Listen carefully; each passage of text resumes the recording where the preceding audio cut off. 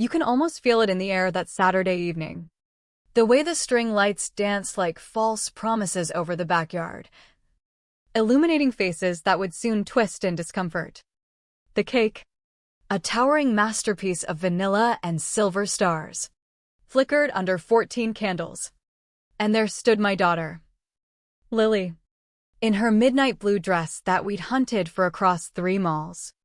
Her eyes were closed, making a wish, surrounded by her classmates, 18 of them, including that boy from her history class, Tyler, who she'd been crushing on for months. The singing faded, and in that suspended silence, my mother, Evelyn, leaned in with her signature saccharine smile. Better wish for a gym membership. Sweetie, she chirped loud enough for everyone to hear. That dress is hugging a bit too tight, reminds me of when I was your age. All puppy fat. Don't worry. You'll slim down. Hopefully not like your mom. Though, the words landed like shards of glass, slicing through the joy. Lily's eyes snapped open, her hands instinctively clutching at her sides, face burning crimson as nervous titters rippled through the crowd. Tyler averted his gaze, phone slipping back into his pocket. And just like that, my girl bolted from her own party, the dress she'd twirled in so proudly now a cage. I stood frozen for a heartbeat, watching her vanish into the house. And something inside me snapped, not with a roar, but with a cold, unyielding resolve. This wasn't just a joke, it was the final crack in a foundation I'd been propping up for far too long. My name is Emily Hayes, and at 38, I've carved out a life from the ground up in the cutthroat world of corporate logistics. I oversee procurement for one of the biggest e-commerce giants in the Midwest, negotiating deals that move billions in goods across the country. It started with nothing, entry-level gigs flipping burgers while I scraped through community college. Then night classes for my MBA after Lily's dad bailed when she was barely a toddler. Every late-night email, every high-stakes vendor call, every promotion, it was all for her. My unexpected miracle at 24. She kept me going when the world felt like it was caving in. My parents, George and Evelyn, live in a quiet cul-de-sac 30 miles out. The same split-level ranch where I grew up dodging their quiet wars. Dad's a retired accountant, content with his golf clubs and silence.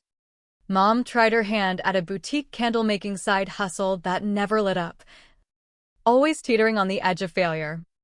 I've been their lifeline, dipping into my savings for their roof repairs, covering Dad's meds when his pension fell short, floating Mom's inventory buys. It added up, $1, $500 here, $800 there, until it became routine. Like breathing. Then there's my older sister, Sarah, 41 and perpetually between opportunities. Her kid, Ethan, just hit 18 and stumbled into state college on my dime, tuition, dorm fees, even his beat-up laptop. Sarah's got a degree in marketing, but turns her nose up at anything below executive level, living off unemployment and my checks. Our family? It's always been a tangled mess of favoritism and shadows. I was the good kid, the one who aced tests, mowed lawns at 13 for pocket money, never rebelled. Sarah was the storm, parties, dropouts, endless second chances. Mom would say I was too independent for help, while Sarah needed nurturing. That meant I paid my own way through life. And she got the bailouts. Over time, my success turned me into the family bank. Mom's candle orders lagging? Call Emily. Sarah's rent due? Emily's got it. Dad's car in the shop? Emily. I told myself it was duty. That blood meant obligation. But deep down, it festered, a quiet poison eroding my edges. Lily, though, she's my light in the murk. At 14, she's navigating that brutal limbo where every glance matters. Every word can scar.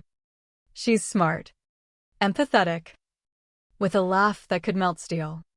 But I've seen the toll my family takes, Mom's backhanded compliments. Like, you're so clever. Honey, good thing you didn't inherit your mom's clumsiness. Lily brushes them off. But I catch the flinch. The way she tugs at her clothes. Lately, with my latest bonus from sealing a massive warehouse deal, I'd been funneling more into Mom's business, a small supplier contract I quietly pushed through at work for custom employee gifts.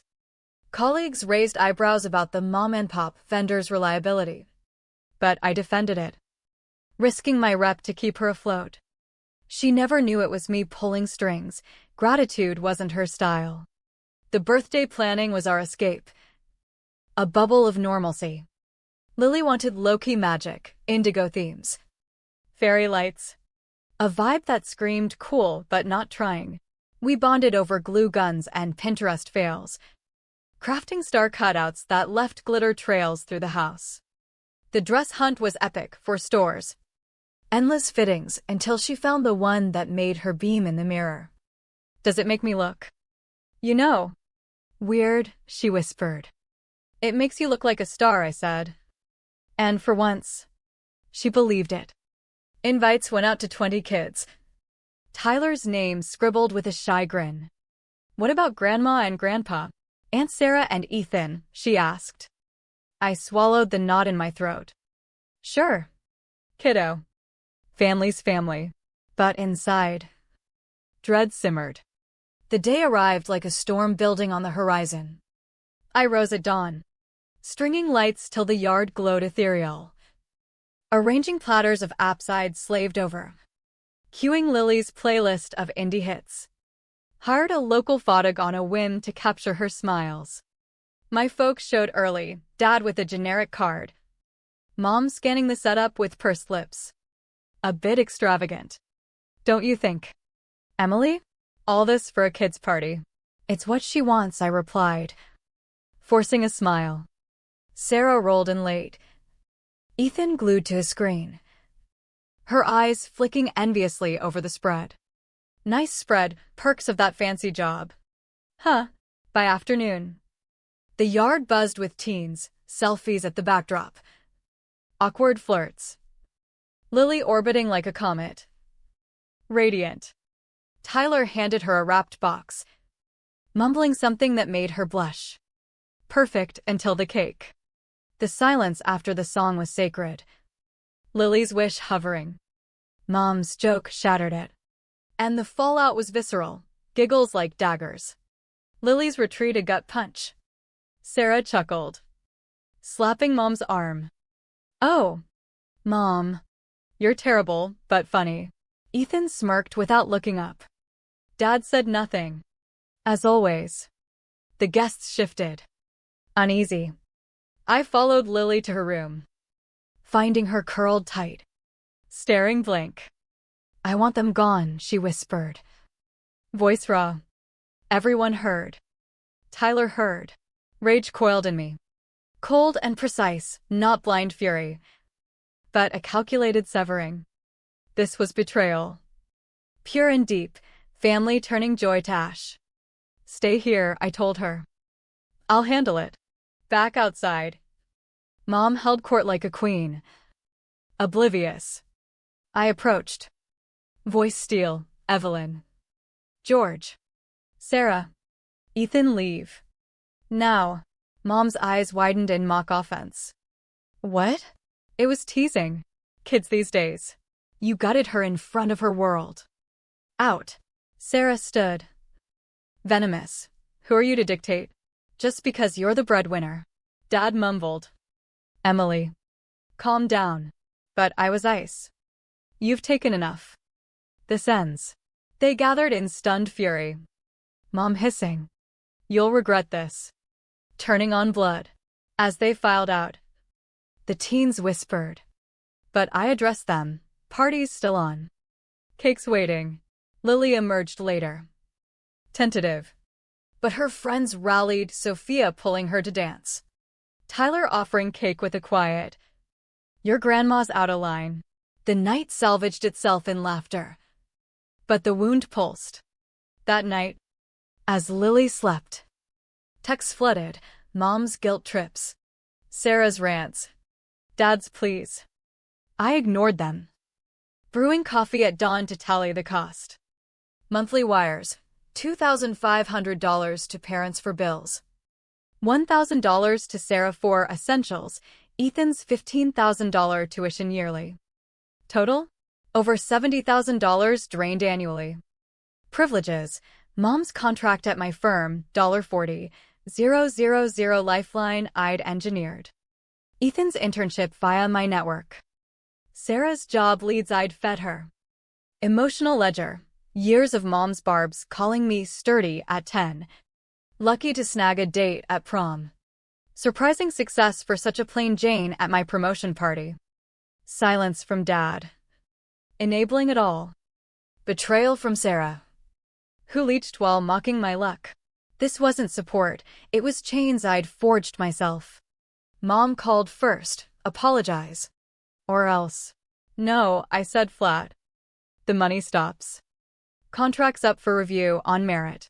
Her laugh cracked. You need us more than you know. I blocked them all. Lily woke.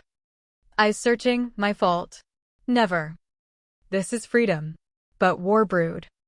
Dad showed at my office. Pleading in the lobby, the mortgage. Figure it out, I said. Walking away. Sarah went nuclear on socials. Vague posts about greedy siblings abandoning kin. Relatives messaged. Judging. Ethan begged. Tuition bounced, please. Aunt Emily. Earn it, I replied. Mom stalked Lily's soccer practice. Cornering her. Tell your mom to fix this. Or we lose everything because of you. Lily came home shattered. Blaming herself. That was the line. I filed for a restraining order. Citing harassment of a minor. Witness statements poured in. The judge granted it swiftly. The backlash hit like thunder. Sarah's screams over blocked lines. Mom's anonymous HR complaint about nepotism backfiring when my transparency cleared me. Her contract tanked on poor metrics I'd long shielded. Bankruptcy loomed. They downsized to a cramped apartment. Ethan flipping burgers instead of classes. Flying monkeys cousins. Old neighbors guilt me. How could you? I deleted. Focused on Lily, her grades soaring. Tyler asking her out. Confidence blooming without the shadows. Months later. A package, old photo of Sarah and me as kids. No pleading nostalgia. Trash. A year on. Promotion secured. We vacationed in Chicago shows. Shopping. No strings. Mom spotted at a mall job. Averting eyes. No victory dance, just peace. The price? Isolation from blood, but the gain? A daughter who knows her worth. Boundaries like armor. Revenge isn't fireworks, it's the quiet thrive after cutting the rot.